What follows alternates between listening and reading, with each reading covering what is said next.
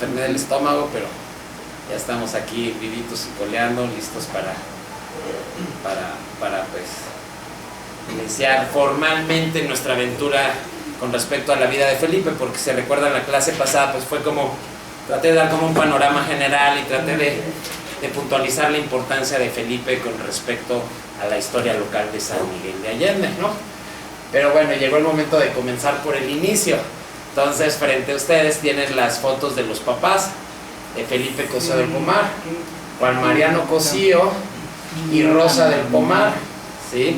Que, como les había platicado en la clase pasada, pues tenían un origen aristócrata, ¿no?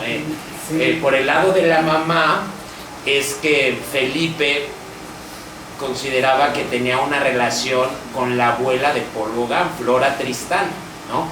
Que Flora Tristán descendía de uno de los últimos virreyes del Perú, y Flora Tristán, esta mujer revolucionaria, ¿no? Flora Tristán, la abuela de Gauguin, hoy es un símbolo del feminismo, ¿no? Porque en el siglo XIX ella hizo cosas que ninguna mujer estaba haciendo en el siglo XIX, ¿no? Pero bueno, parece que esas relaciones entre Gauguin y Felipe pues vienen del lado de la madre, ¿no? Felipe nace en Piura, ¿no? Que se me olvidó traer un mapa, pero San Miguel de Piura está en el norte de Perú, está relativamente cerca de la frontera con Ecuador. Mi querida Tania es de San Miguel de Piura. Y pues Felipe Cosío del Pomar nació en Piura un 31 de mayo de 1888. Bueno, hay muchos documentos que dicen que nació específicamente en Morropón, pero a ver, en la investigación que hicimos cuando estuvimos allá con Tani, con Miguel Ángel, el hijo de Felipe, pues nos dimos cuenta que ese no era un dato correcto, pero si ustedes buscan en internet, probablemente encuentren la información de que Felipe nació en Morropón, que es era como una hacienda, ¿no? A las afueras de Piura, ¿no? Sí. ¿Qué querías decir, Dani, al respecto? No, que efectivamente la investigación nos ayudó a descubrir, ¿no? Que no nació en Morropón como la gran mayoría de piuranos creemos, ¿no? Sino que nace en la ciudad de Piura. Exacto, esto es importante porque si bien aquí no, pues Morropón no lo ubicamos porque no somos peruanos y demás, la información que fuimos encontrando sobre los pequeños datos biográficos que había de Felipe siempre decían nació en Morropón y nació en Morropón y nació en Morropón. La investigación en el archivo nos mostró que no nació en Morropón, y por ahí creo que don Juan Paz también sabía que no había nacido en Morropón, ¿no? Ajá, porque sí. Es que les voy platicando, don Juan Paz fue un señor, era una especie de cronista de Piura, ¿no? Y cuando se enteró que el hijo de Felipe estaba en Piura, fue a buscarnos y nos invitó a su casa. En su casa tenía obra de grandes pintores peruanos y nos permitió escanear toda una foja de documentos que él a lo largo de toda su vida había coleccionado de Felipe, ¿no? Entonces, bueno, eso fue lo que nos permitió ir ajustando, ¿no? No nació en Morropón, nació en San Miguel de Piura. Lo que sabemos es que prácticamente vivió solo 2 años en Piura. Entonces, Felipe no tenía recuerdos de Piura. Sus primeros recuerdos de dónde son, de Lima, ¿sí? Porque nace en 88 y en 1890 la familia se está cambiando a Lima, a la capital, ¿sí? Y probablemente, bueno, casi un hecho que esa foto pues, es de esos tiempos, ¿no? Ahí vemos a Felipe, ahí en pose muy decidida, y al hermano Román, que por unos documentos que encontramos de Estados Unidos, sabemos que Román y él se llevaban, o sea, Román era 1 o 2 años más pequeño que Felipe, ¿sí? Y cuando Felipe vivió en Filadelfia, parece ser que una de las razones por decidir vivir en Filadelfia es que su hermano Román vivía allá, ¿sí? Eso también lo vamos a ver al rato. Pero bueno, pues estas fotos son una joyita, ¿no? Ahora, Felipe estaba, pues, esos primeros 18 años de su vida, bueno, tenía 2, está hasta los 20 años viviendo en Lima, ¿no? Y lo más importante de ese periodo de su vida, al principio, pues que estudia la secundaria preparatoria en el Colegio Guadalupe, que era el colegio, ¿no? El Colegio Guadalupe era un poco como la Escuela Nacional Preparatoria aquí en México en aquellos tiempos, o sea, era la escuela en la que uno tenía que estudiar si querías tener una buena formación. ¿no? Es un colegio que estaba en el barrio de Guadalupe de Lima. Y también encontramos un dato muy importante que ahorita no me acuerdo en qué fue, Tania, tal vez en una entrevista al amigo, pero ahí tenemos el dato de la primera pintura que hizo Felipe. Él o el amigo años después cuenta en una entrevista que Felipe hizo una pintura y se la da de regalo. Entonces sabemos que Felipe ya está pintando en la adolescencia, ¿no? Que es un dato muy importante. Y después pues entra a estudiar nada más y nada menos a la Universidad Mayor de San Marcos, que siguiendo en la comparación con México, la Universidad Mayor de San Marcos es como la UNAM, es la universidad pública más importante del Perú, ¿sí? Y es importante ver que Felipe se forma ahí, estudia filosofía y letras, es su alma mater. Y Felipe, una de las razones por las que de cierta forma abandona San Miguel de Allende en 1945 es porque se abre la oportunidad de convertirse en el decano de la Facultad de Filosofía y Letras, donde él estudió de joven, e inaugura por primera vez la Cátedra de Historia del Arte Peruano, ¿no? Entonces tenemos que pensar que él está estudiando allá en la Facultad de Filosofía y Letras, y también es un momento muy importante porque también ahí es donde en el archivo encontramos el dato de su primer texto.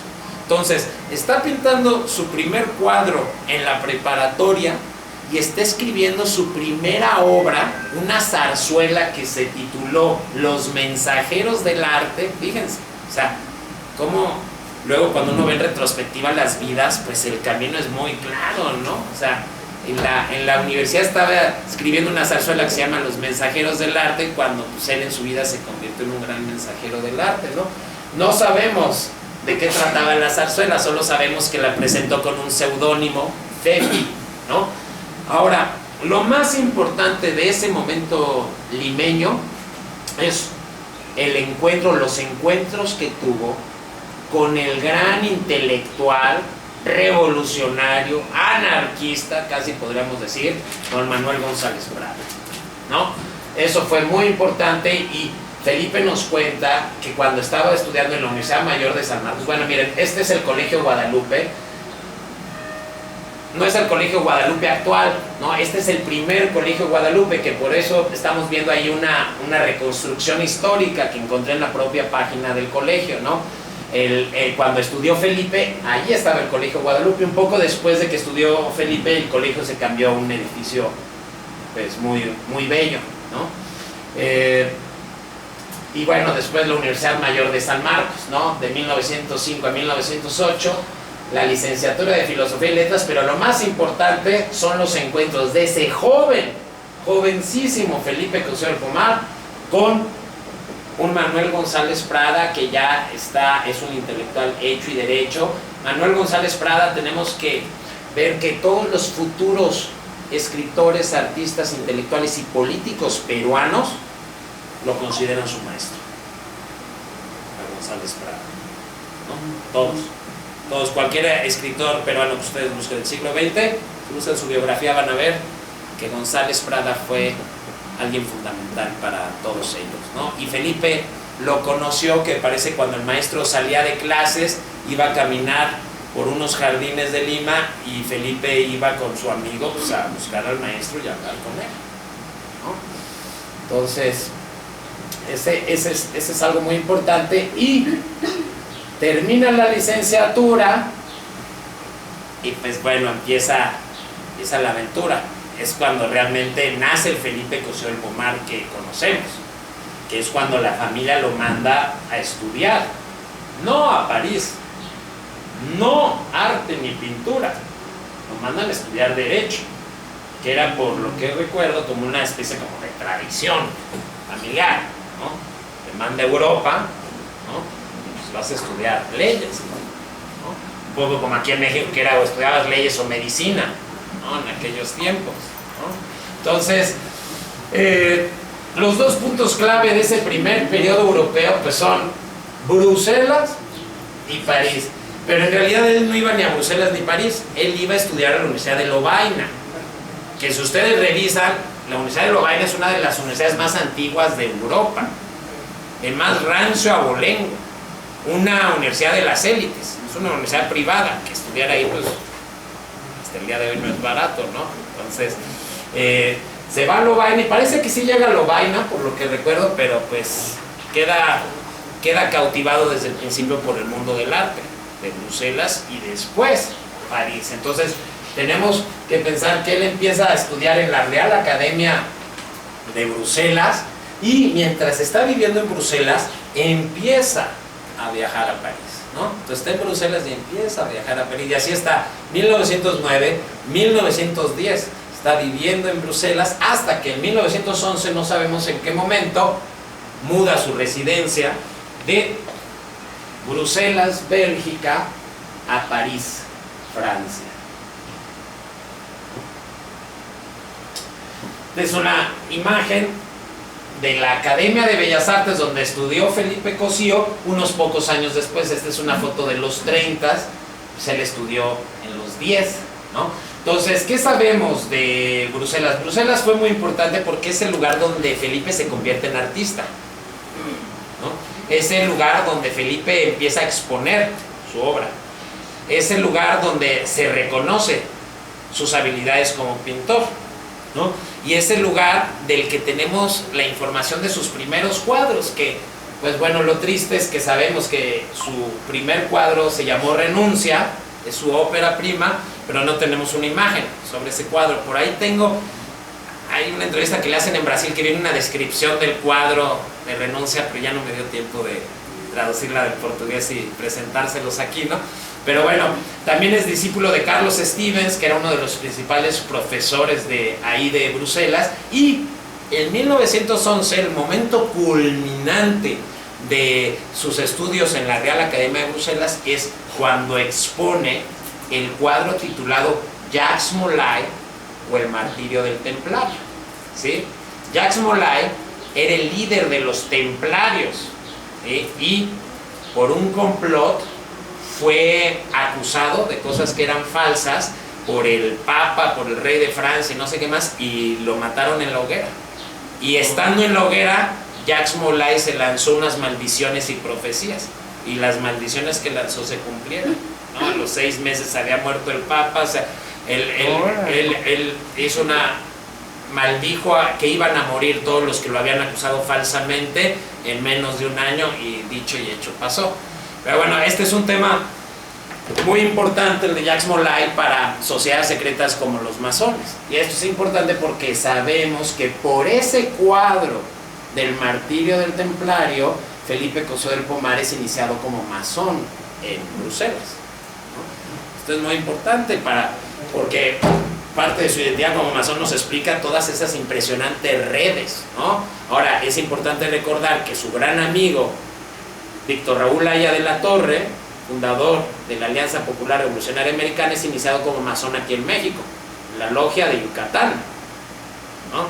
Entonces, son temas de los que se habla poco, pero fueron importantes, ¿no? Fueron importantes. Entonces, bueno, no tenemos ni el cuadro, ni el de Renuncia, ni el del martirio del templario, ¿no?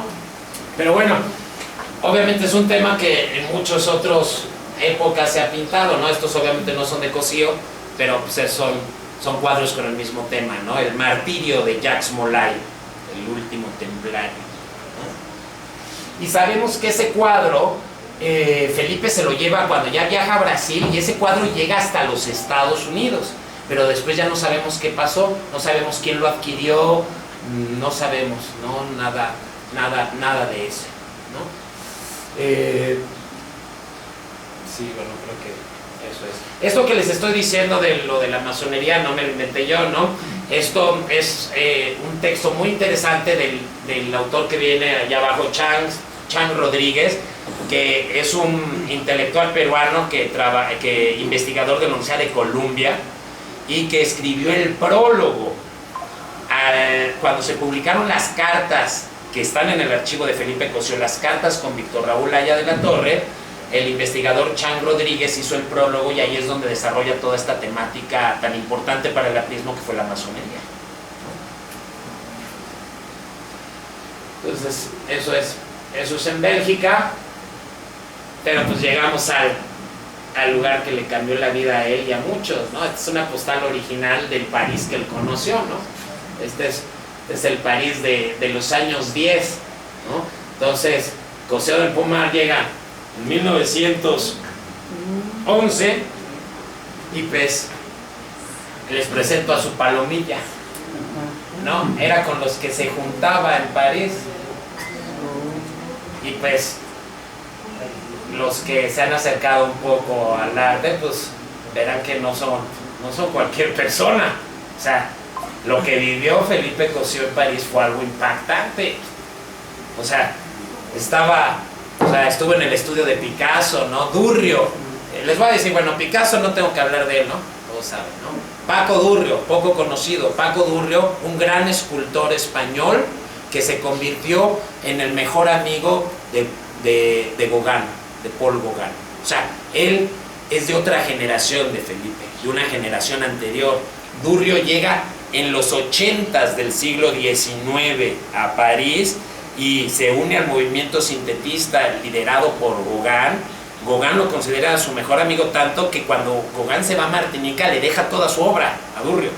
Entonces, ¿cómo conoció la obra de Gauguin Felipe Cosío?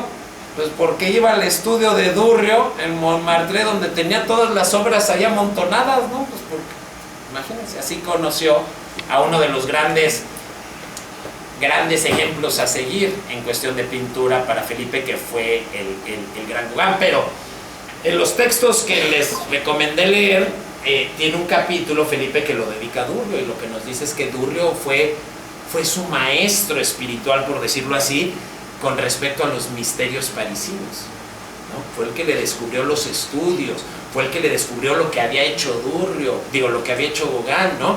Fue el que le descubrió cómo había que moverse en el París de las galerías, de los salones de otoño, del arte, ¿no? Entonces, es muy importante darle su lugar a Durrio en la vida de Felipe. Fue ese artista más grande que le fue diciendo para dónde, Y no solo eso, a Durrio lo conoce en los años 10, pero 15 años después de conocerlo, Durrio, Felipe y otro amigo de Gauguin hacen la primera exposición de Gauguin después de la muerte de Gauguin en París.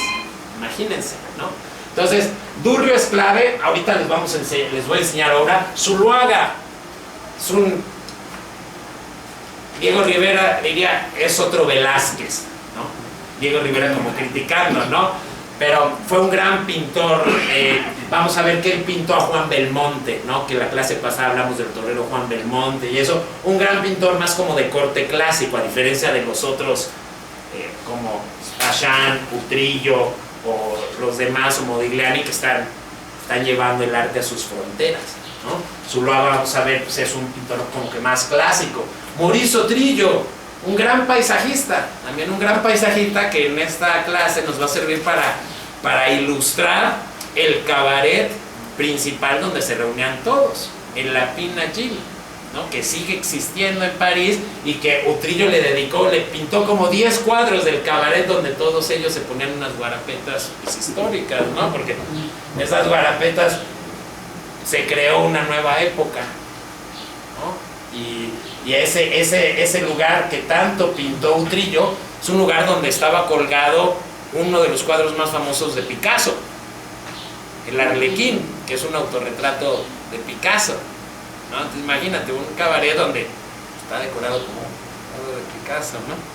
Entonces, Jules Pachán, que innovó el desnudo, ¿no? Pachán, que era de esos artistas que le gustaban los excesos, que tiene toda una serie de cuadros que pintó en los prostíbulos de París, ¿no? Otro personajazo, ¿no? De los mexicanos, pues, ¿a quién conoce en París? Bueno, Rivera, que ojalá que hayan leído el texto, y obviamente también al gran Alfonso Reyes, también a los dos, tiene sus primeros encuentros. Bueno, con Alfonso Reyes encuentro, con Diego Rivera, como pudieron leer, amistad, ¿no? Amistad profunda y de muchos años, ¿no? Bueno, este es Felipe, el gran Apollinaire, el gran poeta, ¿no? que murió en la gripe, ¿no? En la gripe de España, ¿no? Pero luchó por Francia en la Primera Guerra Mundial, que ahorita vamos a ver varios de sus poemas, ¿no? Apollinaire, que fue el que acuñó el término cubismo, ¿no? Él también era surrealista, a pesar de que él no era un pintor, era un poeta, ¿no? Y bueno, pues Modigliani, ¿no? Gran Modigliani, Amadeo Modigliani, ¿no? Bueno, pues de todos ellos escribió Felipe, de todos ellos aprendió, ¿no? Y para entender un poco ese periodo de la vida de Felipe, pues es indispensable pues, entrarle, conocer un poco más de ellos, ¿no? Entonces esta es una foto del archivo que no sabemos a ciencia cierta si es París, pero yo digo que es París por el traje, ¿no? Fíjense cómo está usando polainas allá abajo, ¿no? Entonces yo creo que es París, pero no nos consta, ¿no? Yo digo que es París, pero no nos consta. Ahora, bueno, en esta época también no tenemos pinturas. Yo creo que esta pintura puede ser de esa época. ¿Por qué? Por cómo está pintando el cuadro, ¿no? Encontramos este tipo de firmas parecidos en uno de los cuadros que tenemos imagen de Brasil, que es la misma época. Y bueno, sabemos que uno de sus cuadros que fue como que realmente recibió muy buenos comentarios de la crítica es guitarristas, pero en plural. Aquí tenemos guitarrista en singular, ¿no? Pero probablemente fue una serie, ¿no? Entonces, algo muy interesante es que sus últimos momentos en Europa, ¿qué está haciendo? Se está yendo ya a zona de guerra a pintar escenas de guerra, ¿no? O sea, ya tiene en descanso un esbozo militar y otro que se titula El espía. También desgraciadamente no tenemos las imágenes, pero por lo menos ahí tenemos varios de los temas, que son los primeros temas que Felipe está tocando en su obra, ¿sí? Ahora, bueno, ¿quién leyó los textos de Picasso y Rivera? ¿Quién se los aventó? Me gustaría que comentaran algo, porque obviamente ya vieron que ya estamos hablando de eso, ¿no? Tantito. Bueno, a mí me impactó la relación el acercamiento que voy a tener con Rivera. Creo que, por lo que entendí, nos va a incluir en su manera de pensar y en aquello que añoraba Felipe de ese nacionalismo que tenía, esa América, ¿cómo le llaman? Resaltar todo lo indígena, como lo que va a hacer también Rivera acá después, para nacionalizar el país, algo parecido. Entiendo que la forma de pensar de Rivera, además de su arte, va a incluir inclusive en aquel proyecto que va a desarrollar, bueno, cuando se vaya acá, pero que quería hacerlo allá. Para mí es muy interesante de cómo vive su vida y sobre todo en la justicia, siempre defendiendo quizá al desprotegido, al olvidado, a aquel que no es incluido. Entonces, a mí me llama la atención de cómo, esa convivencia que tenía con Rivera, ¿sí? Y no quiero imaginarme cuando Felipe, estando acá, me invita para dar conferencias. No he leído toda la obra, por supuesto, no sé si en algún momento o en qué momento Rivera está llegando acá. No me imagino a la gente que me escuchó ese Rivera, emocionado por el proyecto de Felipe, encantado.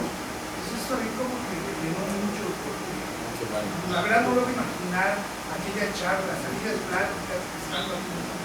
La verdad me llama mucho la atención. Y obviamente de Picasso, pues también después de trabajo, leer sus pinturas, de las cuales Felipe allá se menciona. La verdad no, por más que le busqué, igual me falta, pero supongo que también fue muy importante el haber conocido, el haberse encontrado con estas personas que no solamente el arte están compartiendo en un momento, sino también otras ideas de carácter social, algunas cuestiones de carácter político, de guerra. Aquí hay una guerra cuando se están conociendo allá. Bueno, es interesantísimo, la verdad, y creo que me emociona mucho. Encantado de seguir, escuchar. Muy bien, gracias. ¿Quién más? Es que, sí, por favor. Sintetizando, uno de los temas más importantes que platicaban era acerca de la revolución. Sí. el impacto que tuvo, que no nos imaginamos, ¿no? Pero ahí tienes a todos los artistas en París hablando de lo que pasaba en México. Sí. ¿Quién más? Dalí, ¿algún comentario?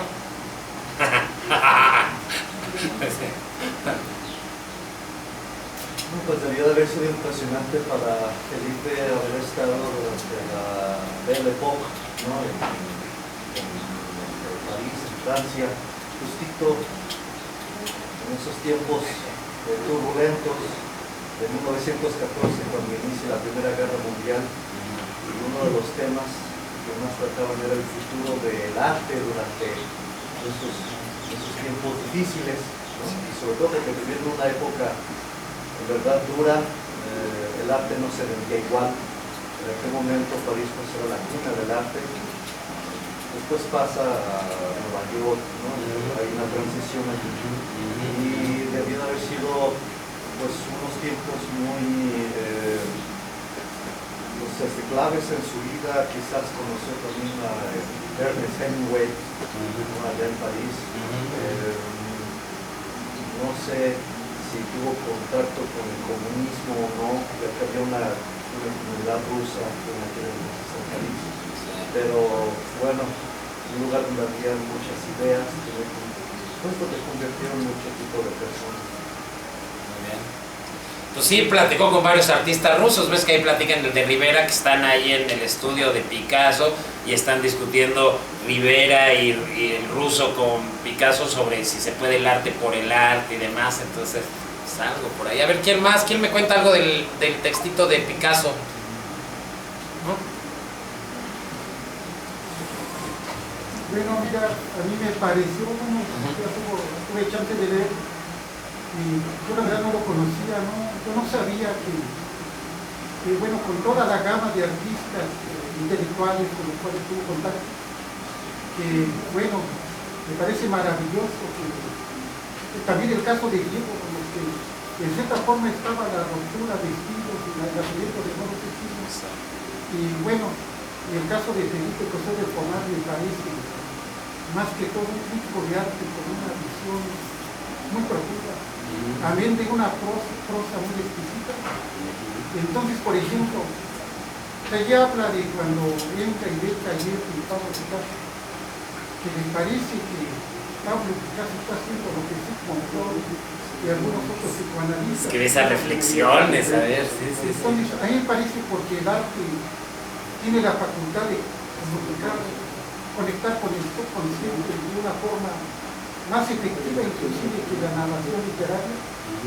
Y bueno, me parece fascinante, por ejemplo, el hecho de que ha hecho referencia a Sigmund Freud, porque sabemos Freud, todo su trabajo lo hizo en torno al Eros y el Tánatos en cuanto a fuerzas, impulsos de creación y de destrucción. Y bueno, todo esto remite a los clásicos griegos, por ejemplo, al diálogo de Platón, de Pedro, donde el carruaje, el carro alado, que va arriba para abajo, alado por dos caballos, uno es el bien y otro es que el bien conecta con la belleza, y el otro es el caballo del mal necesariamente, y van dirigidos por el áuriga, que es la razón. Entonces, a mí me parece maravilloso que una persona como él también se haya nutrido en unas tertulias maravillosas con las genialidades que estaban realmente marcando la pauta en el camino del mundo. O sea, Pablo Picasso quizás sea pues, uno de los pintores más trascendentes, porque por ejemplo hace alusión en una elucubración también muy erudita también del caso de Felipe José de Pomar, que cuando Diego Rivera está cuestionando con una pintora en el taller de Picasso, y están aseverando que Picasso es uno de los mejores pintores de la historia y mejores dibujantes inclusive también.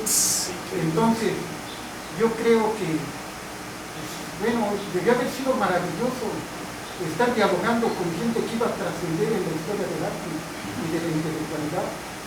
Entonces pues no cualquiera tuvo esa chance, ¿no? En este caso pues Alfonso Reyes de México, Diego Rivera, bueno, que son citados aquí como parte de todos estos diálogos, a mí me parece fascinante en cuanto al caso de Picasso. Ahora la lectura de Diego Rivera también me parece muy profunda, o sea que creo que Felipe José de Pomar, digo, yo no lo conocía en ese tipo de diálogos.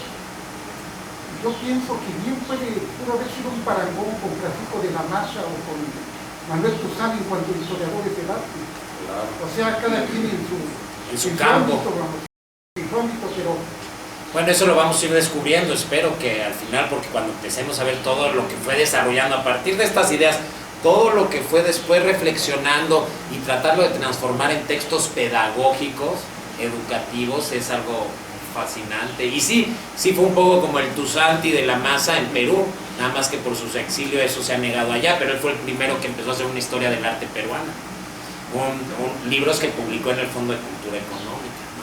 Pero pues fíjense qué maravilloso, ¿no? O sea, aquí la cosa es que empezamos a ver que pues, el proyecto que él llegó a cristalizar aquí fue germinando muy lentamente en todos esos estudios, en todos esos cabarets parisinos, y lo que falta, ¿no? Entonces vamos a continuar con París, vamos a revisar un poco pues, cada uno de estos autores, ¿no? Porque pues, yo sé que... Sí, por favor. Nada más, un pequeño paréntesis. ¿Sí? Si bien estuvieron en contacto con Rusia, con un grupo de Rusia, también estuvo en contacto con grupos de acción católica. Sí. Por ejemplo, él fue el secretario de la Sociedad de Artistas Católicos, secretario, y luego cuando Zuluaga estuvo como presidente, sí, y Durrio como tesorero. Sí. Entonces ahí hay una mezcla de ideologías.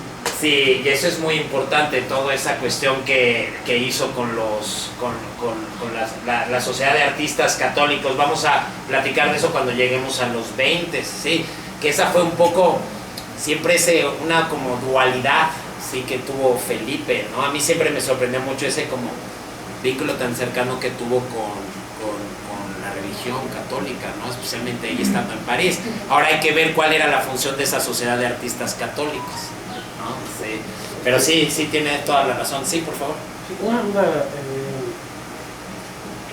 Me di la tarea de leer un poquito de la introducción y me llama la atención que ya a Felipe estando aquí en San Miguel, y cuando comenzó a gestionar ya estos cursos, ya con el maestro Reyes, bueno, con infinidad de intelectuales, por ahí menciona la introducción y no me queda claro si al que invita es a Ignacio Zuluaga o a Juan de la Encina. ¿Aquí a México? Sí, aquí a Juan de la Encina. A Juan de la Encina, sí. Ya. Ok, ya. Yo dije, no, porque pues imagínate, aquí a Ignacio Zuluaga.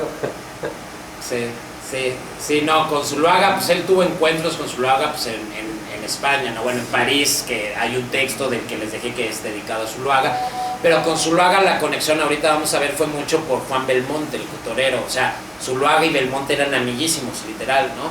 Y pues Belmonte era el esposo de la hermana de Felipe, ¿no? Ahorita les voy a enseñar varias cosas, ¿no? Pero miren, bueno, vamos a entrar aquí con Picasso primero. Miren, este es el famoso cuadro del Arlequín que estuvo en el Lapin Agile. ¿Y dónde estaba este cuadro? Aquí. Este es el famoso Cabaret de Montmartre, ¿no? Y este es uno de los muchos cuadros que pintó el otro amigo de Felipe, Mauricio Trillo, sobre este lugar. Entonces, este cuadro estaba en este lugar. ¿Y quiénes son los personajes del cuadro? Pues el Arlequín es el propio Picasso. La mujer, ahorita se me olvidó el nombre, pero es una mujer que uno de los mejores amigos estaba tan enamorado de ella y ella no lo pelaba que el amigo se suicidó. Y ya después de que el amigo se suicidó, bueno, Picasso acabó andando con ella, ¿no? Y el guitarrista del fondo es el dueño de Lapin Agile, a quien Picasso le regaló el cuadro, y como a los 2 o 3 años él vendió el cuadro y a Picasso no le pareció. Pero bueno, vamos a ver quién es la banda de Lapin Agile. Bueno, pues creo que es en el texto de Picasso. Pues Cosío nos dice que los que siempre estaban ahí, pues Picasso, Apollinaire, Manolo Juguetti, Max Jacob, ¿no? Pero miren, vamos a ver, bueno, Picasso, ya saben, bueno, aquí puse unos retratos de César Vallejo, hechos por Picasso, porque de César Vallejo, el poeta peruano, vamos a hablar después, ¿no? Pero bueno, de Picasso pues no No puse mucho, pues porque todo el mundo conoce Picasso, ¿no? Pero bueno, vamos a pasar al segundo. Utrillo, ¿no? A este Utrillo ya vimos un primer cuadro y bueno, decidí mostrarles los cuadros que hizo del barrio de Montmartre, ¿no? Ahí salí otra vez en la Pinagil, pero los otros paisajes son del barrio ahí circundante. Como él se dedicó al paisajismo, fue un gran paisajista. Fíjense, el mismo tema de distintas formas, ¿no? Utrillo. Y en el archivo de Felipe, en Perú, nos encontramos 2 cartas del hermano de Utrillo que le está agradeciendo los comentarios que está haciendo Felipe sobre el arte de Utrillo ya cuando Utrillo ha muerto, ¿no? Entonces, él continuó el vínculo con Utrillo después de su muerte a través del hermano y pues bueno, estas joyitas, estas 2 cartas, ¿no? Que le agradece, ¿no? Lo que escribió Felipe en uno de sus libros sobre su hermano, ¿no? Bueno, pues llegamos al gran Modigliani, ¿no? Que texto que escribe Felipe sobre Modigliani es muy interesante. Pues también cómo innovó, ¿no? No tengo mucho que decir, les recomiendo que lean el texto. Bueno, en el texto de Diego Rivera también habla sobre Modigliani. Platican cómo Rivera y Cossio, cómo Modigliani está en una crisis profunda, está explorando los inframundos parisinos, ¿no? Pero vean lo que logró, vean esto, ¿no? O sea, estaba impresionante. Durrio, ¿no? Fíjense, Durrio, este es Durrio pintado por su amigo Gauguin. Es un cuadro excelente, ¿no? Precioso. Esta es la única foto que encontré de Durrio, pero fíjense qué interesante el arte de Paco Durrio. No hay mucha obra de Durrio, pero tenemos estas esculturas. Hay obra de él en Bilbao, porque esta escultura la hizo enfrente del Museo de Arte de Bilbao, entonces ellos tienen, y también en Madrid hay algo de obra, ¿no? de Durrio. ¿Esto qué es? No, esto. Zuloaga, estábamos hablando de Zuloaga, pues aquí está Zuloaga, con su gran amigo Juan Belmonte Torero, poniéndole el traje de torero a Belmonte, pero aquí tenemos uno de los grandes cuadros de Zuloaga, el retrato de otro de sus amigos, del Valle Inclán. Dramaturgo, escritor famoso, dramaturgo, escritor español, era uno de los de la Palamilla de Zuloaga, ¿no? Este es un magnífico cuadro de Zuloaga que se llama Mis Amigos, ¿no? Que pintó a lo largo de 16 años, pues nada más hay Ortega y Gasset, ¿no? El Duque de Alba, Juan Belmonte, fíjense, aquí está el torero Juan Belmonte, aquí está el propio Zuloaga, ¿no? Entonces, con Zuloaga pues también tuvo un acercamiento profundo, ¿no? Aunque pues no estaba tan de acuerdo con el arte de Zuloaga. Entonces vamos a ver aquí, fíjense, este es el retrato. Zuloaga hizo 3 retratos de Juan Belmonte, este es el más conocido. Cossio en uno de sus libros critica las obras de las pinturas de Belmonte por Zuloaga, ¿no? Esta es maravillosa porque aquí tenemos 3 retratos del mismo personaje. Este pues es Belmonte por Zuloaga. ¿Y este quién es? Pues este resulta que es un retrato de Belmonte por Reva Brooks. Que quien sepa algo de San Miguel pues tiene que saber quién es Reva Brooks, ¿no? ¿Por qué sabemos que es de Reva Brooks? Esa foto está en el archivo de Felipe y atrás con manuscrito dice Reva Brooks, ¿no? Entonces está Belmonte aquí y es en la Plaza de Toros de aquí de San Miguel, ¿sí? Hay otra foto donde está Belmonte y Felipe, se ve que están viendo una corrida, ¿no? Y este es otro retrato de Belmonte, pero este por el personaje del que estamos hablando. Este es un retrato de Belmonte por Felipe Cossio del Pomar, obviamente ya cuando Belmonte es viejo, 62, ¿no? Entonces este es 43 creo, este es 20 años después, ¿no? Es un año en 42 cuando los 400 años de San Miguel. Sí, es probable, 42, sí, y es cuando se abre también el rancho Atascadero, que fue cuando Felipe empezó a invitar a mucha gente, entonces es probable. Una rejoneadora peruana. Conchita Central. Ah, fíjate, eso no sabía. Ah, sí, fue peguera peruana. Ah, fíjate qué interesante. Pues mira, no sé, pero es interesante ver que cada retrato es como 20 años de diferencia, ¿no? 25, 42, 43, 62. Pero el de el retrato de Cosío yo creo que es muy cercano al suicidio de Belmonte, ¿no? Pues yo creo que sí. O sea, fíjate ya cómo se ve la expresión que tiene en el retrato. Belmonte se suicidó en el 63 o 64. Pues mira, fíjate, 62, como dices. Y pues sí, tal vez esa mirada que logró captar en el cuadro ya es una mirada, pues no alegre, ¿no? Ajá. Fíjate, no sabía que había muerto en 63. Ese es un buen dato. ¿Cómo? No, que era epiléptico. Ah, ¿era epiléptico? Y también allí en 62, perdón, que Reba Brooks, Cruz. Sí, es su mujer. Y bueno, aunque ahí me confundí con la fecha, porque en 62 es cuando reabren, ya después como Bellas Artes. Ya es otro concepto. Sí, exacto, ya es otro mundo, sí. Sí, y bueno, y en 62 no sabemos dónde lo pintó Felipe, porque se supone que Felipe está todavía viviendo en San Miguel hasta 65, pero de 59 o 60 que regresan de Cuba porque les tocó la Revolución Cubana a 65, tenemos muy poca información y da la impresión de que Felipe estaba viajando, pero su residencia oficial es San Miguel hasta 65. Entonces, probablemente lo haya pintado en San Miguel, pero también hay posibilidades que ya lo haya pintado en Madrid, porque también ya estaba empezando a frecuentar mucho Madrid, ¿no? Pero lo más probable es que lo haya pintado en su última casa de San Miguel. Sí, que es el Retoño, creo, ¿no? Sí, ¿no?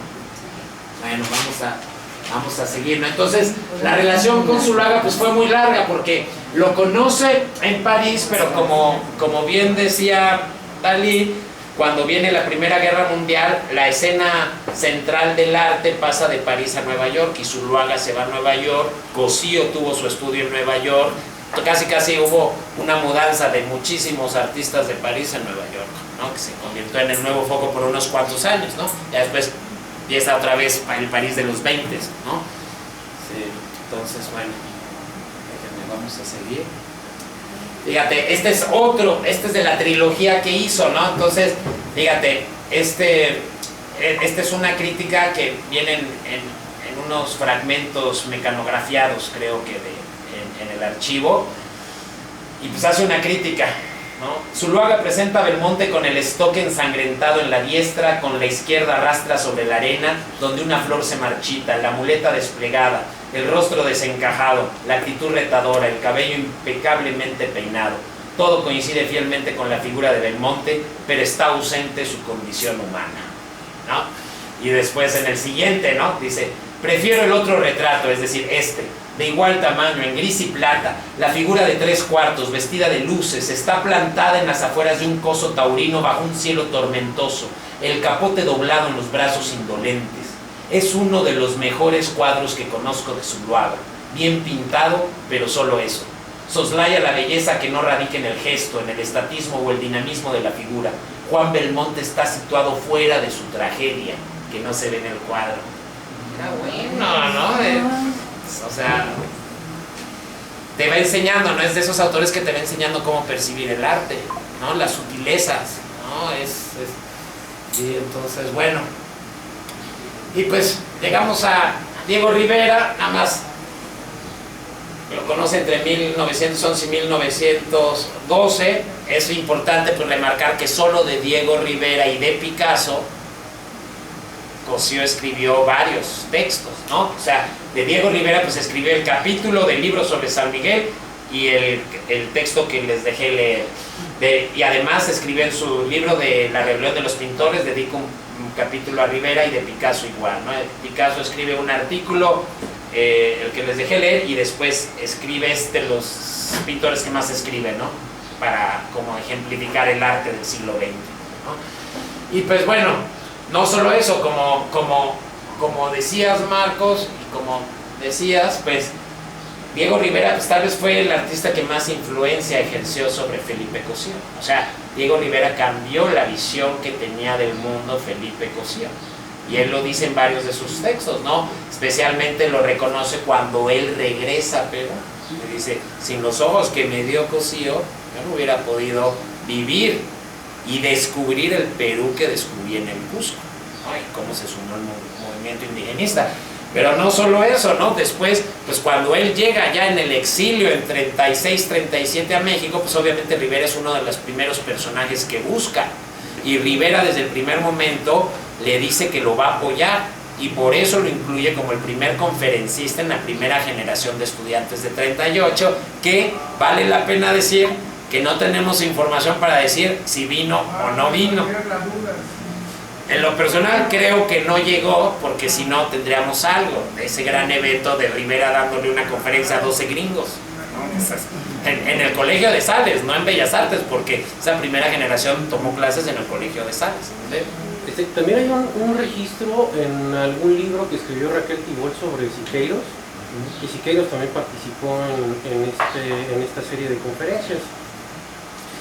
Bueno, o sea, Siqueiros participó, pero cuando Felipe ya no estaba. Siqueiros participa cuando el corrupto Campanella lo invita a dar las... O sea, Siqueiros llegó no a pintar el mural, Siqueiros llegó a dar esas conferencias de cómo se pinta un mural en 48, y cuando acaba el mural, los estudiantes canadienses, gringos y mexicanos dijeron, no, pues estuvieron súper bien las clases, pero ahora vamos a pintar un mural, ¿no? Y entonces en 49, creo a principios del año, ¿no? Ya es cuando, órale, se ponen a hacer el mural. Entonces esa fue la participación de Siqueiros. Felipe no tenía una visión muy positiva de Siqueiros, ya es hasta crítico. En el propio libro de San Miguel de Allende dice, pues claro, era evidente que algo iba a pasar con Siqueiros, ¿no? ¿Para qué lo invitó Campanella? Dice, yo digo, qué bueno que lo invitó Campanella, pero si no tendríamos esa obra maestra. No es poca cosa, porque fueron 5 conferencias. Sí, no es poca cosa. No, 5 conferencias, o sea... No, pues por algo es o sea, ¿cuál es la obra de la Escuela Universitaria de Bellas Artes? La obra de David Alfaro Siqueiros, ¿no? Y es muy bello también, digo, es trágico, pero es muy bello que esas 5 conferencias prácticamente con ellas cierra la escuela. Con ellas se cae en la escuela y se derrumba el proyecto original, porque ya el Instituto Allende jamás fue lo que fue el proyecto original, ¿no? Sí. No, Siqueiros grande, ¿no? Digo, hablando con el tema de Felipe, pues Felipe nunca tuvo ahí, ¿no? Por algo nunca escribió de Siqueiros. De los muralistas habla de Orozco y de Rivera, jamás habla de Siqueiros. Prefiere hablar de Francisco Goitia. Imagínate, que también es bien interesante. Como siempre, la cuestión personal... Yo creo que hay una cuestión ideológica también. Sí, ideológica. Pues claro, él ya, o sea, imagínate, Siqueiros con Stalin. Exactamente. Pero yo contra Trotsky. Mira, pero yo creo en lo personal que, por ejemplo, lo que definió una polarización muy marcada fue ya en 1960, que fue la Revolución Cubana. La Revolución Cubana hizo más radical a ciertos grupos en donde estaba Siqueiros desde mucho tiempo antes. O sea que fue una izquierda más radical que iba hacia una revolución más contundente, y quizás eso desde antes ya lo había percibido Felipe José de Tomás.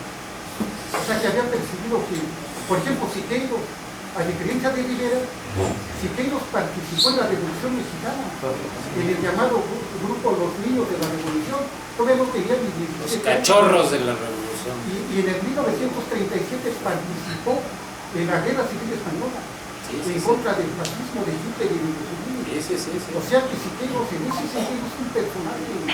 No, a mí mis respetos, para mí Siqueiros es el más grande de los 3 muralistas. O sea, en cuestión de técnica y eso, yo lo que estoy platicando aquí es cuál era la relación de Felipe y... Sí, hay una cuestión ideológica. Siqueiros, ¿no? Bueno, muy sutil, pero... Le vamos a entrar, no esta clase, en la siguiente, porque le vamos a entrar cuál era el ideario del APRA y cuál era la distancia que puso el APRA con el comunismo y cuál era la relación de Felipe, por ejemplo, con grandes intelectuales mexicanos como Vicente Lombardo Toledano, ¿no? Que tuvo una relación cercanísima, ¿no? Entonces... Yo creo que Felipe José de Pomar en su momento, porque por ejemplo Alfonso Reyes es un intelectual del calibre de Octavio Paz, así que Octavio Paz tiempo después, pero Alfonso Reyes es uno de los máximos, de los más grandes intelectuales de América en ese momento, que tiene la relación relación de amistad con Felipe José de Pomar. Entonces, aparte, también con el movimiento que dio la Revolución Mexicana, no solamente fue muralística, también la novela de la Revolución. Claro, ¿no? Y también retomar esto que dices de Alfonso Reyes y retomando lo que decía el señor, ¿no? De que Felipe abrevó de muchos universos distintos, ¿no? Y así como andaba con unos, andaba con la Sociedad de Artistas Católicos, ¿no? Vamos a ir viendo todos esos matices, ¿no? Y cómo luego decidió no tomar partido por muchos de esos temas, ¿no? Sí. Vamos a continuar esto y vamos a ir retomando todo esto. Me parece muy interesante todas sus observaciones, ¿no? Ahorita se me está yendo algo que les quería decir de Rivera, pero pues, bueno, de Rivera vamos a hablar todas las clases. Vamos a seguir en el caldo de cultivo de Felipe, no ese caldo parisino que lo fue forjando, ¿no? Para llegar a ser el hombre de 47 años que llegó a San Miguel. Bueno, el gran Apollinaire, el gran poeta, ¿no? Los caligramas de Apollinaire, fíjense, este es el original en francés, pero ahorita apenas hace rato conseguí una traducción al español, fíjense qué maravilla, ¿no? Él creó el concepto de caligrama, ¿no? Y es la idea de hacer una poesía física, casi, ¿no? Una poesía concreta, fíjense qué maravilla, ¿no? Era un genio. Y Felipe tiene una parte muy importante de los textos que les di a leer, y creo que sí debe de venir en el texto de Apollinaire, donde Apollinaire va al estudio de Felipe y Felipe le enseña el cuadro que había ganado el premio en Bélgica, Jacques Molay, o El martirio del templario. ¿Y qué le dijo a Apollinaire? Esa pintura pues estaría mejor en los libros de historia, pero no en el arte de hoy, ¿no? Y Felipe dice que en ese momento su visión del arte cambió para siempre, y que después de escuchar a Apollinaire decidió enfocarse totalmente en la tradición que gestó Gauguin, y decidió, junto con lo que ya había escuchado de Rivera, enfocarse en la temática peruana. Pero Apollinaire fue también muy importante en cómo vio su propio arte Felipe Cosío, ¿no? Y su crítica, porque también, ustedes saben, luego a la gente le cuesta criticar, ¿no? Entonces, pues Felipe supo agradecer profundamente esa crítica de Apollinaire y actuó en consecuencia, cambió su arte, cambió la temática de su arte a partir de Apollinaire, ¿no? Que no es cualquier cosa. Y bueno, fíjense, este es un retrato de Apollinaire por Picasso, ¿sí? Y este es un caligrama de Apollinaire sobre Picasso. Fíjense qué maravilla, ¿no? Picasso, Pablo Picasso, muy reconocido pintor, escultor, noble pulgar en su mano derecha. Buenísimo, ¿no?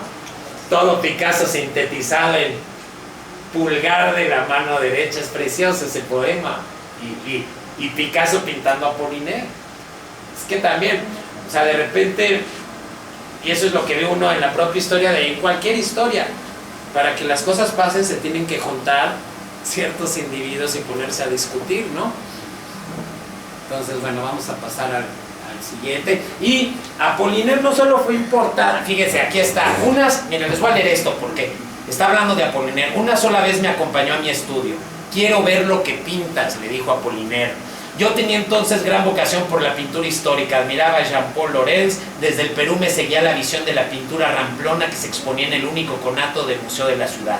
En mi memoria llevaba la batalla de Arica, donde un soldado caído muestra la suela rota del zapato. Yo veía en ese cuadro más que todo un crimen y una injusticia. Apollinaire vio en la tela que le mostré mi próximo envío al Salón de los Artistas Franceses, El martirio de Jacques Molay, El templario, un inútil esfuerzo por revivir cosas muertas. Estos temas, me dijo, pertenecen más a los libros de historia que al arte. Desde entonces volví mi inspiración a la pintura postimpresionista, mi modelo preferido, Gauguin y la tierra que me vio nacer, ¿no? Y al final también cuenta la última vez que vio a Apollinaire, que ya se está yendo de París en agosto de 1914, la movilización. París se agita en tristes vísperas, artistas y poetas piensan en sentar plaza o partir, despedidas, abrazos, canciones y lágrimas. Decido dejar París. Voy donde Apollinaire para despedirme. me dice que irá a Niza.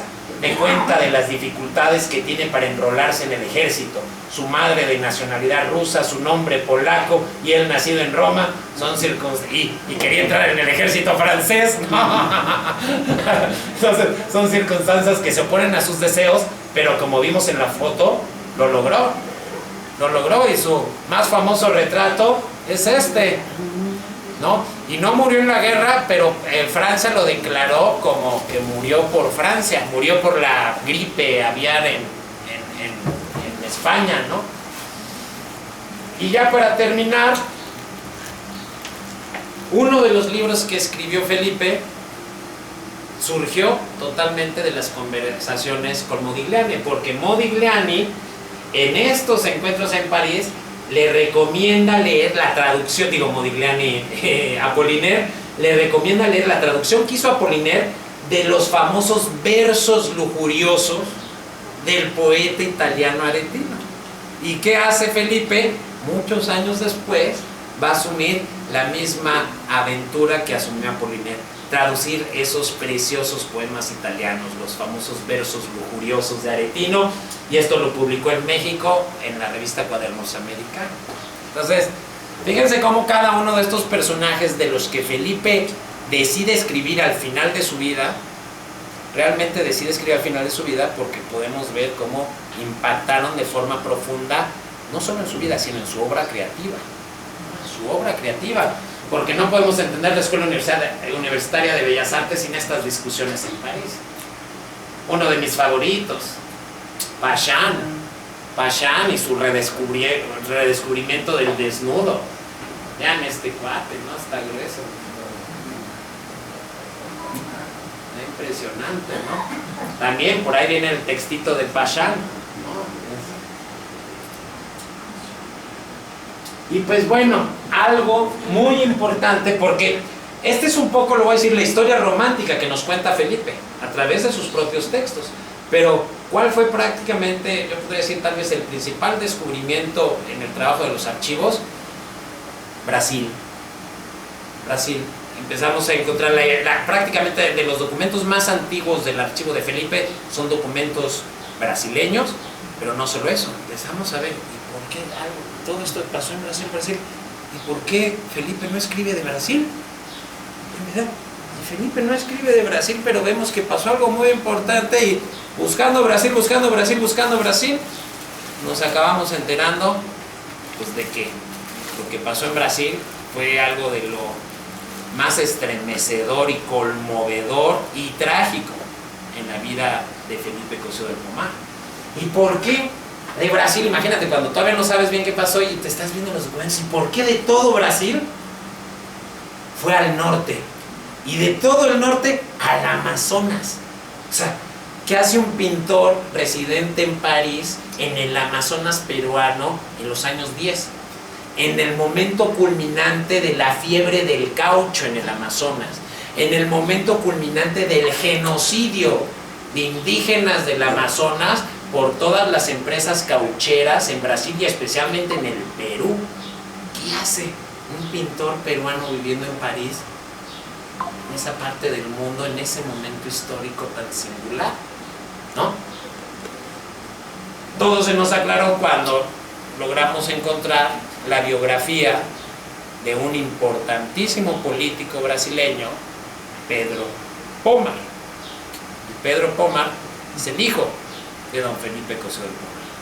Y así descubrimos que la vida de Felipe no se puede entender sin París, pero al mismo tiempo que estaba haciendo todo esto en París, estaba empezando otra aventura en Brasil, en el Amazonas, porque los primeros datos que tenemos de Brasil en el archivo son de 1913, pero por los datos que conseguimos de Brasil fuera del archivo sabemos que Felipe llega al Amazonas en 1911.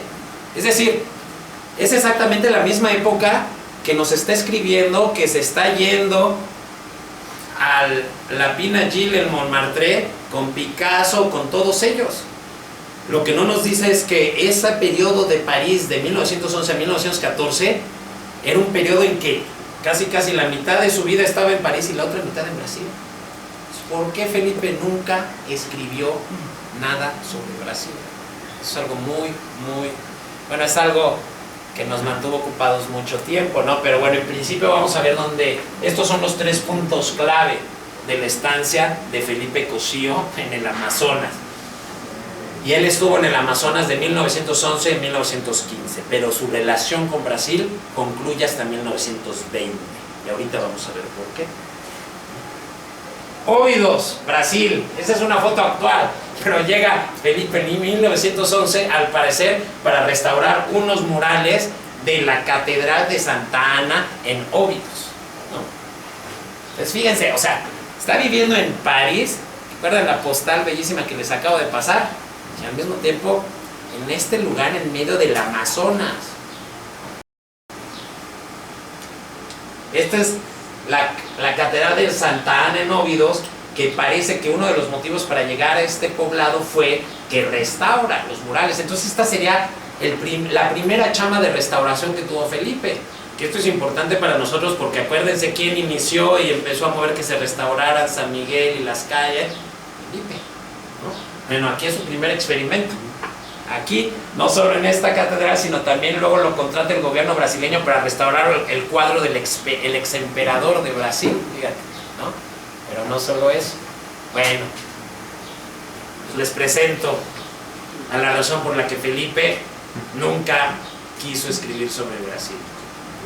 Uno de sus grandes amores, ¿no? Uno de sus grandes amores, y una de las historias pues, que yo me imagino, después de leer todo su archivo y eso, que fue algo pues, muy profundo, ¿no? Porque, bueno, Rosa Araujo, y sabemos que se casa con, o sea, la conoce en 2011, y prácticamente dice el nieto que Felipe la está persiguiendo como por 2 años.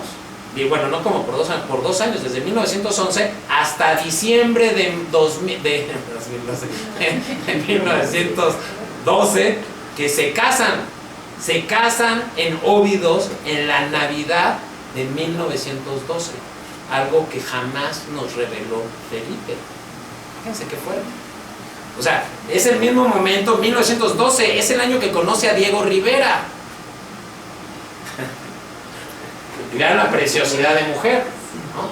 Rosa Araujo, que era hija de un cacique de Óbidos, era un general que era una persona súper acomodada, que le pasan su luna de miel en uno de los ranchos que tenía el general Araujo, ¿no?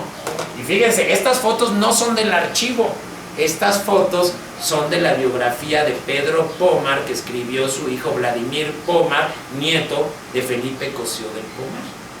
Y como en Brasil, no entiendo tan muy bien, pero siempre le quitaron el Cosío, ¿no? Entonces no era tan fácil encontrarlo, porque allá Felipe Cosío es Felipe Pomar, ¿no?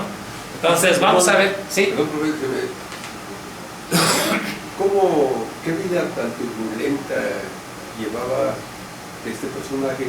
Porque por un tiempo está aquí conociendo a esta mujer, que seguramente fue algo muy importante para él, pero al mismo tiempo está conviviendo acá con los personajes. O sea, ¿cómo?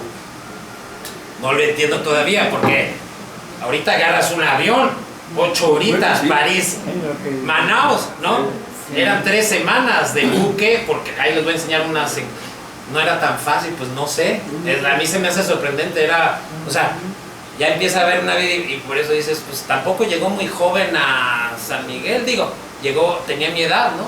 Pero ya no estás joven, ¿no? Ya son 47 y llegó y vean lo que hizo, ¿no? No, la verdad no cualquiera. O sea, meses antes de morir seguía pintando, a los 91 años. O sea, era una persona especial, era una persona singular. Era alguien especial. Y bueno, también la maravilla es que supo usar sus recursos económicos de una forma muy inteligente. Pero físicamente también no es muy desgastante. Pues imagínate, bueno, tal vez por toda esa intensidad acabó el matrimonio fracasando, ¿no? Fíjense, estas fotos también son del libro del hijo, ¿no? Estas fotos no están en el archivo. Esta me intriga, quiero saber por qué está vestido así Felipe en Brasil, ¿no? O sea, ¿por qué? ¿Qué onda con este uniforme? Digo, lo que les puedo decir es que tenemos otra foto de Felipe en su estudio de París, vestido como almirante. ¿Pero por qué? Porque él sirvió de automodelo para el retrato del almirante Grau. Entonces él se disfrazó para fotografiarse y después a partir de la foto hizo un cuadro. Probablemente aquí pudo haber sido algo parecido, aunque quién sabe, porque fíjate también el traje que trae en esta, ¿no? A lo mejor nosotros lo prestaba, ¿no? Pues sí, no son fotos. Hizo méritos y ahí se lo ganó. Pues bueno, una de las cosas también más especiales del archivo es que hay una medalla, una insignia de una orden de la nobleza de la nobleza portuguesa en Brasil. O sea, era como la orden del águila azteca, ¿no? Se la dieron y no encontraron más información de eso, pero tuvo un impacto en Brasil y pues también se movió con las élites. Ahorita vamos a ver, porque lo de Brasil me encanta. Fíjense, esta sí es del archivo. No estamos seguros si es Brasil. Yo creo que es muy probable que es Brasil por el medio ambiente y también por la temática, que podrían ser unas de estas niñas indígenas de todas estas plantaciones de caucho y demás, pero esto es pura especulación, ¿no? Lo único que podemos afirmar pues es que es el Felipe de más o menos esos años, ¿no? Esos años de juventud, siempre vestido pues elegantemente, ¿no?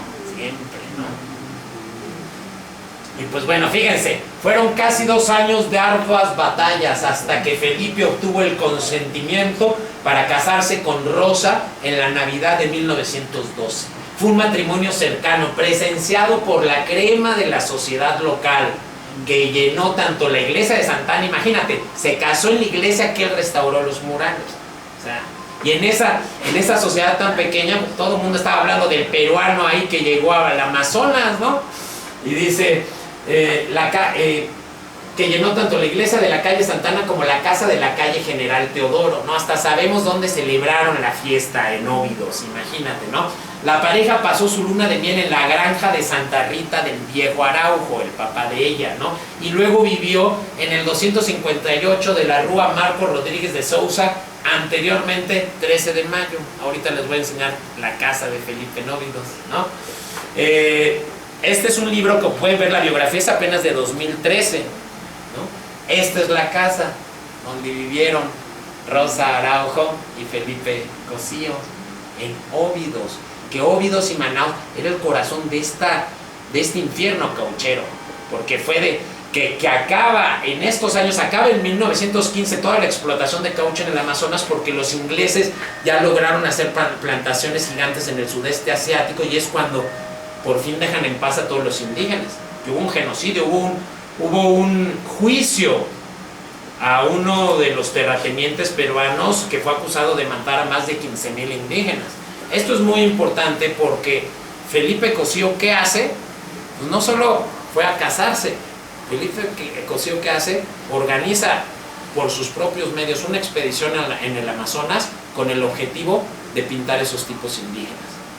De pintar esos tipos indígenas que se estaba viendo que la civilización iba a destruir. Entonces, es bien interesante lo que hizo. Fíjense. Comercios.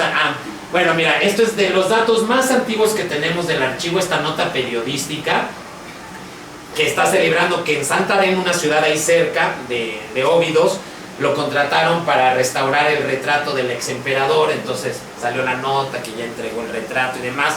Desgraciadamente no he encontrado imágenes de ese retrato, pero bueno.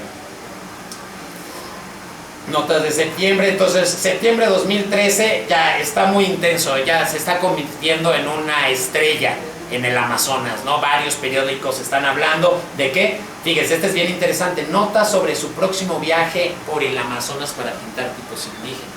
Entonces esto es interesante porque creo que esta nota habla de un segundo viaje, porque parece que cuando ya va a hacer este viaje ya tiene tipos indígenas, y además hay que recordar que Óbidos, donde vivía, ya era el Amazonas, o sea, ahí había comunidades indígenas cercanas, y lo sabemos porque tenemos una descripción preciosa de un cuadro que pintó de una hechicera amazónica, que no tenemos la foto, pero bueno, vamos a seguir viendo. Entonces, lo que está viviendo en Brasil es tan o más intenso que lo que está viviendo en París, o sea, así, y realmente donde él se convierte en un artista renombrado es en Brasil, o sea, donde lo empiezan a entrevistar Es en Brasil, no en París, ¿no? Y el 23 de septiembre de 1913 nace su primer hijo, Pedro Ventura, que lo están viendo aquí como adulto, uno de los fundadores del Partido Comunista de Brasil y un hombre que fue terriblemente asesinado en la dictadura brasileña de los 70. Si quieren saber sobre este hombre tan interesante, hijo de Felipe, hay un documental en Netflix, que ¿cómo se llama, Tania? El documental donde sale lo de pues es un documental sobre la cuestión política de Brasil, pero ahí cuentan brevemente la historia de Pedro Ventura.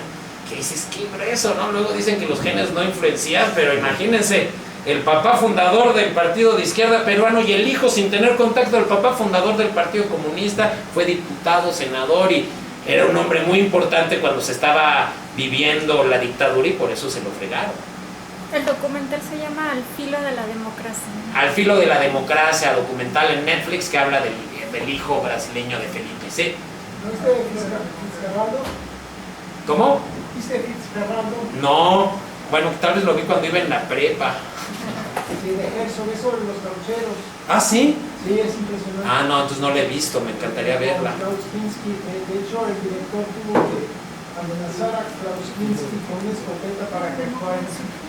Ah, pero digo, si mal no recuerdo, aquí les voy a enseñar porque hace poco se publicó un documento que se rescataron las fotos de cuando fue una comisión inglesa a checar la denuncia que había contra este terrateniente peruano y son fotos de 1915 de los mismos lugares donde estuvo Felipe, de impresionantes fotos de los grupos indígenas. Creo que las puse en la presentación y si no ahorita que hagamos el receso las busco y se las enseño. Entonces fíjense, su primer hijo, ¿no? Espérate. Su primer hijo, pero no tuvo uno, tuvo 3 hijos con Rosa. 3 hijos que nunca pudo volver a ver Felipe. Entonces ahí entendemos por qué él decidió omitir uno de los periodos más importantes de su vida en todos sus escritos, que se me hace algo muy fuerte, ¿no? Entonces, fíjense, a partir de toda la documentación que hay en el archivo y todo lo que fuimos encontrando, hemos reconstruido un poco, ¿no? Esto fue padrísimo porque pues fue algo complicado, pero cuando ya vas viendo cómo se va haciendo una parte de su vida, es increíble. Entonces vamos a ver, 1911 llega a Óbidos, estancia de Felipe ahí porque está restaurando pinturas de Santa Ana. 1911-1912, Felipe está pretendiendo a Rosa, ¿no? Diciembre de 1912, matrimonio. 18 de septiembre de 1913 nos estaban avisando en el periódico que después de la boda es cuando hace una de sus expediciones al Amazonas, ¿no? Que sabemos que viajó de aquí hasta Manaus e iba a viajar de Manaus hasta Iquitos en Perú, ¿no? Que llevaba una cámara fotográfica y que luego se dedicaba a sacar retratos en los pueblitos y cobraba por ellos, ¿no? Imagina una cámara en esos pueblitos del Amazonas, era algo muy raro, ¿no? Después 5, Óbidos, nace su hijo Pedro, ¿no? Después el 6, déjenme ver acá, exposición en Belém.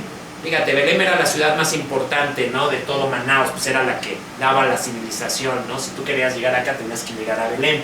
Y en 1914, es decir, ya regresando de esta expedición, está exponiendo sus primeras pinturas indigenistas, que la prensa de Belém llamó pintura etnológica. Algo que es muy interesante, ahorita vamos a ver. Después, ¿qué 6? 7, ¿no? 7, 1915. Esto ahorita no estoy seguro que sea un dato correcto. Permanece 9 meses en el Amazonas pintando tipos indígenas. Son datos que tenemos también de Felipe y eso, pero cuando yo ya checo todas las fechas que hay en los documentos, no creo que haya sido una expedición de 9 meses. Yo creo que fue una expedición más corta, ¿no? Pero pues bueno, nos tendremos que meter ahorita mucho detalle, ¿no? Pero bueno, esa expedición es clave, sabemos porque se lo contaba a su hijo, don Felipe, que de 22 expedicionarios sobrevivieron 2, Felipe y otro güey, ¿no? Entonces, mi 7, número 8, esta es preciosa, hace las ilustraciones y la portada para una novela romántica de una de las personalidades de la cultura y la intelectualidad de la zona, ¿no? Que también es general. Ese lo vamos a ver ahorita. Conseguimos el libro original que nos lo mandaron desde Portugal, y van a ver, y esas pinturas son las primeras pinturas a color de las que tenemos testimonio, ¿no? Son acuarelas, ¿no? Algo muy sencillito, pero van a ver, ¿no? Después, exposición en Manaus, ¿no? Otra vez en Manaus, o sea, fíjate, expone en Belén y expone en Manaus hasta acá, ¿no? Antes de exposición en Río de Janeiro, ¿no? También va a exponer sus tipos indígenas en Río de Janeiro, y nosotros estamos casi seguros que esos tipos indígenas todavía debe de haber pinturas de Felipe en algunos de los museos brasileños. Digo, la tragedia es que hace unos años se incendió el museo más importante de Brasil, donde era más probable que si en algún lugar estaban esas pinturas, es un museo que fue una tragedia, que se quemó hace unos años, tal vez se acuerden, ¿no? Pero bueno, ¿en cuál vamos? El 8, 9, viaja, este es bien importante, viaja de Belém a Nueva York, ¿no? 16 al 20, fíjate, ¿cuánto hacía el barco en esos tiempos? Del 16 al 28, 8 días en barco de Belém hasta Nueva York. Yo me hubiera imaginado que era más tiempo, ¿no? La verdad, no está bien lejos, pero en 8 días ya estabas ahí, ¿no? Aquí, en este viaje, conoce a Martin Tau, que es un empresario que van a ver, es una parte muy chistosa de la historia de Felipe. Y bueno, este viaje es muy importante porque este viaje ya Felipe nunca regresa a Brasil, ¿no? ¿Y por qué? Bueno, vamos a ver, pues se lleva a su familia a vivir allá. 9, vamos a ver el 10. El 10, en Óbidos, 2 meses después de que él se va a Nueva York, en Óbidos nace su segundo hijo. Y aquí empezaron, yo creo, los problemas con Rosa, porque es muy probable que Felipe pues no estuvo mucho con su hijo los primeros 2 años. Quién sabe, es muy probable que pues tal vez no tenemos datos y haya regresado a Brasil en ese tiempo, pero los datos duros que tenemos es que pues él se reencuentra con su familia hasta 1918. No lo sabemos con certeza, pero los datos que tenemos ahorita, se lleva ya a sus 2 hijos a Rosa a Nueva York, después se van a Filadelfia, y ahí el matrimonio termina. Lo que dice el nieto es que Rosa, imagínate, toda su vida en el Amazonas, y se la llevan a Nueva York y después a Filadelfia. Dice que nada, y parece que hubo un problema de celos de ella, que no pudo con los celos. Pues imagínate, Felipe, que era chile de todos los moles, no, pues sí estaba fácil, yo supongo. Y ella, pues casi de un pueblito, ¿no? Un pueblito brasileño del Amazonas, era muy difícil. Y tristemente Rosa decide romper la relación unilateralmente en 1920 y nunca vuelve. O sea, parece lo que tenemos entendido, porque después contactaron a la página de Felipe que lleva Tania parientes de Brasil, y parece que Felipe siempre mandó dinero, pero nunca se le permitió volver a ver a sus hijos. Pero Felipe siempre se hizo responsable de ellos a ese nivel económico. Entonces, pues esa es la historia, ¿no? Ahorita le voy a enseñar al otro hijo, al tercero no lo tengo, ¿no? Pero entonces, mientras está pasando esta historia de amor profundísima y está poniéndose en la Pina Gil sus conversaciones con Picasso y todos ellos, está empezando a pintar esto en Brasil. Vean eso. Es una pena no tenerlos a color, no es un recorte del periódico del archivo, pero vean esta. Fíjense la firma aquí, por eso les decía, se parece a la otra, la del guitarrista que les enseñé, es diferente, pero fíjate, esta es una firma, esta es otra, y en realidad aquí, si te fijas, está esta firma, pero aquí está otra, ¿no? Desgraciadamente ya se pixelea y no podemos ver, entonces no podemos ver el año de este, pero este sí es 1913. Entonces esta es la pintura más antigua de Felipe de la que tenemos registro. Esta tiene 111 años de antigüedad, ¿no? Y resulta que Felipe se está yendo al Amazonas 15 años antes que Claude Lévi-Strauss, ¿no? Para los que no son antropólogos, pues un texto clave de la antropología mundial es Tristes Trópicos, el libro que escribió el francés Claude Lévi-Strauss cuando se fue al Amazonas a hacer algo parecido que Felipe, pero 10 años después. Entonces, Felipe, 15 años antes que Claude Lévi-Strauss, ya estaba haciendo antropología. ¿Por qué digo antropología? Porque así vio la prensa brasileña el trabajo de Felipe, ¿no? Yo, fíjense, vamos a leer algo muy interesante, ¿no? Fíjate, entonces tenemos referencias de estos cuadros, ¿no? Impresiones del Amazonas, Meditación del salvaje, La hechicera, que les voy a enseñar la descripción escrito, Camino al Monte. Y bueno, creo que esta hay posibilidades de que se llame Claro de Luna, pero hay que trabajar más el archivo, ¿no? Pero bueno, qué ganas de poder ver estos los originales, ¿no? Fíjense, hay un acercamiento, fíjense, aquí se alcanza a ver su firma. O sea, aquí viene el año, pero pues indistinguible. Y este que se me olvida cómo se llaman, algo de grama, ¿no? ¿Cómo se llama? ¿Monograma? Monograma, ¿no? Sí, es un monograma, ¿no? Sí, sí. ¿No? Y fíjense, este aquí ya se alcanza a ver en 1913, ya empieza a firmar como su firma más normal, ¿no? Pero fíjense qué maravilla. Y en las fotos que encontré del Amazonas en esos años, pues sí, los principales grupos indígenas usan el mismo taparrabo que este. Entonces fíjense, esta es una maravilla. Etnología salvaje se llamó este artículo. La verdad es muy bueno y lo traduje y se los quiero leer. Curiosa expedición la de Felipe Pomar, joven, soñador en apariencia, indolente pero profundo y firme en sus ojos. Pomar es un artista nato, idealista y perspicaz, que atraviesa las regiones salvajes del Amazonas, cosechando aquí, con la punta delgada de su pincel astuto, el instante más característico de la vida indígena. En Alemquer, en Óbidos, en Juruti, en Santarém y en tantas otras localidades del interior, cruzando las enmarañadas florestas que las separan, Pomar supo cincelar en telas una fiel reproducción de esa naturaleza rebelde que da cuenta de las caprichosas costumbres de una raza cuya etnología conserva para nosotros y mantendrá la historia de su nebuloso misterio. Además del punto de vista artístico, la expedición de Pomar tiene un innegable valor como misión científica.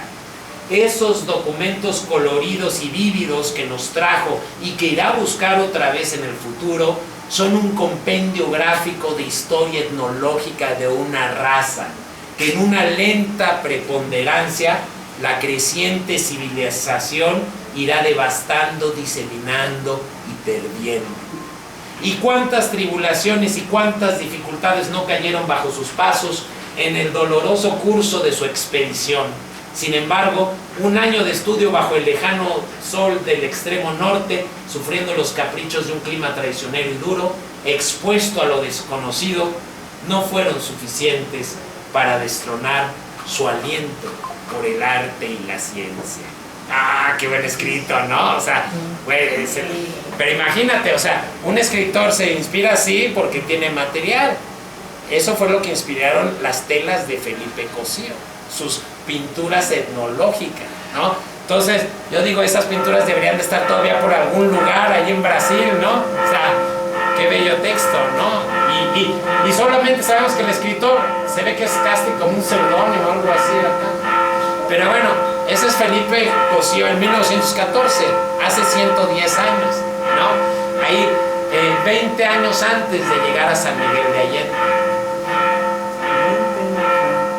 Entonces, voy a esperar a que acaben las campanas, ya para acabar, para que nos cuente qué estaba haciendo y qué pensaba Felipe en esos años, ¿no?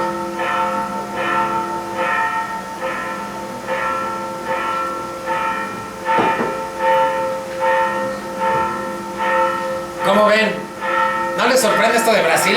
A mí no sabes cómo me fue impresionando. ¿Cómo puede ser este hombre?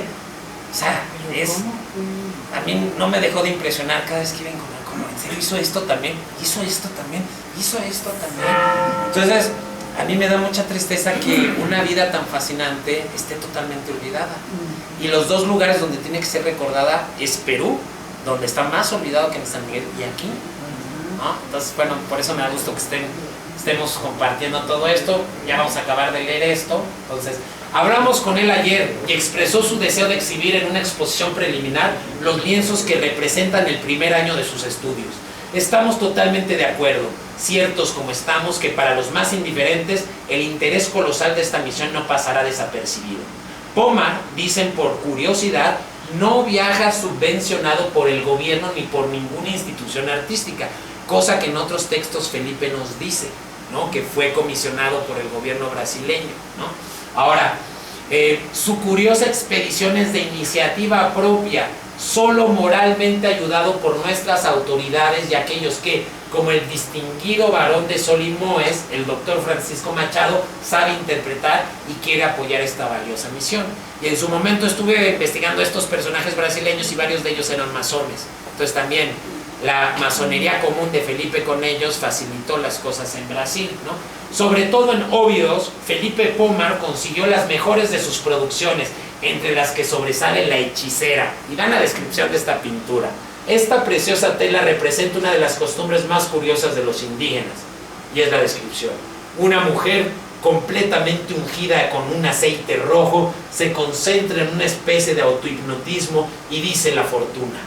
La expresión fisionómica del modelo se reprodujo fielmente en la tela, donde se registró no solo las contracciones nerviosas de esa cara aceitosa, sino los rasgos característicos de la raza. Pues qué ganas de haber visto ese cuadro, ¿no? La Hechicera. Imagínate, La Hechicera en éxtasis, es lo que pintó Felipe, ¿no? Qué maravilla, qué tristeza que solo tengamos la descripción escrita, pero qué maravilla que podamos tener aunque sea una descripción escrita, ¿no? La tragedia y la paradoja de la investigación, ¿no? Tanto histórica como arqueológica, ¿no? Lo que nunca vamos a saber, ¿no?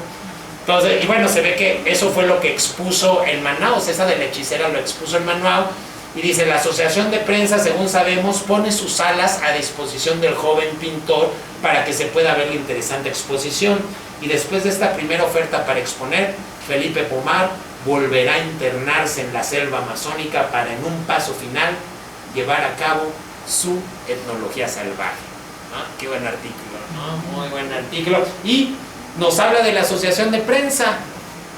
Bueno, fíjense, estas son las fotos de esta expedición. Esto es 1915. O sea, este es el Amazonas que pintó Felipe Cosío. Este es el Amazonas que pintó Felipe Cosío. Vean qué fotos tan impresionantes. Ay, nada más puse una, tengo un buen, qué pena. Bueno, a ver si ahorita salen otras, ¿no? Entonces, pero bueno, ahí luego les paso el álbum, es muy, y ves ahí también cómo los están aculturando, cómo a los que ya llevan a las plantaciones los hacen ya vestirse como occidentales, ¿no? Que hacen que vayan perdiendo sus tradiciones.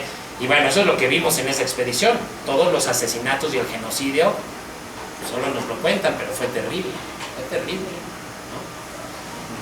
¿no? Y pues ves que el artículo nos habla de la asociación de prensa. Y pues tenemos en el archivo el folleto de la exposición que hizo, ¿no? Y la cosa es que está pegada en una hoja, entonces de este lado vienen las primeras 15 obras que expuso, pero como está pegado no lo pudimos ver. Entonces probablemente en estos primeros 15 viene La Hechicera, pero no lo sabemos, solo tenemos los últimos 15, ¿no? Que ya hay varios ahí de lo que hizo en el Amazonas, pero también está presentando varios que pintó en Francia, ¿no? Y con el precio, ¿no? Por si les interesa. Bueno, esto se metió aquí. Fíjate, y después, este es otro folleto del que hizo en el Teatro Amazonas, me parece en Manaus. Y esta es interesantísima también, porque resulta que aquí estamos viendo las únicas caricaturas que pintó Felipe, o por lo menos las únicas caricaturas de las que tenemos noticia. Entonces, esos 6 personajes son pues de la gente importante de Manaus. Fíjate, aquí el doctor Raúl Pacheco, cónsul de Bolivia, el doctor Sancire Ramírez, cónsul de Colombia en el Amazonas, Álvaro Mala, periodista del periódico en donde vienen las fotos, ¿no? Se ve, por eso está leyendo el periódico el niño, ¿no? Doctor Dorval Pires Porto, superintendente municipal de Manaus, coronel Raúl Acevedo, de Acevedo, cónsul de Chile, doctor Enrique Zárraga, cónsul de Perú, ¿no? Este es muy importante, Raúl de Acevedo. ¿Por qué? Porque el coronel Raúl de Acevedo es escritor, y es un importante escritor hoy en la literatura brasileña, escribió mucho, ¿no? Y una de sus primeras novelas románticas le pide a Felipe que se la ilustre. Entonces, pero no solo se la ilustra, sino que hace una caricatura de Acevedo, pero hace un retrato, que es el retrato también más antiguo que tenemos de Felipe, que es maravilloso. Estas no están firmadas, ¿no? Pues mira, es que desgraciadamente no se ve.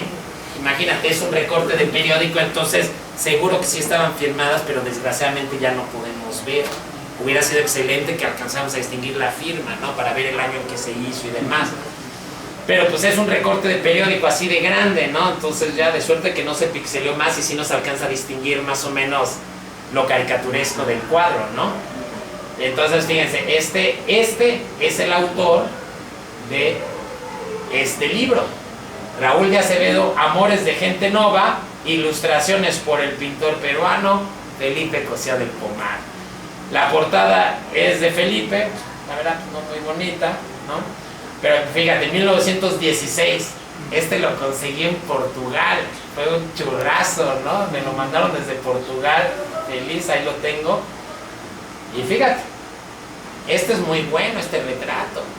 Fíjate, viene le enseña al que compre el libro quién es el autor, la portada, después ahí del Amazonas, la casita y la lanchita con los enamorados, después los enamorados aquí en un camino metiéndose en lo oscurito, y después aquí ya la enamorada muriendo y el enamorado en el lecho de la cama de la amada, ¿no? Y entonces, vamos, bueno, esto tenemos que pensar que el libro se publica en 16, entonces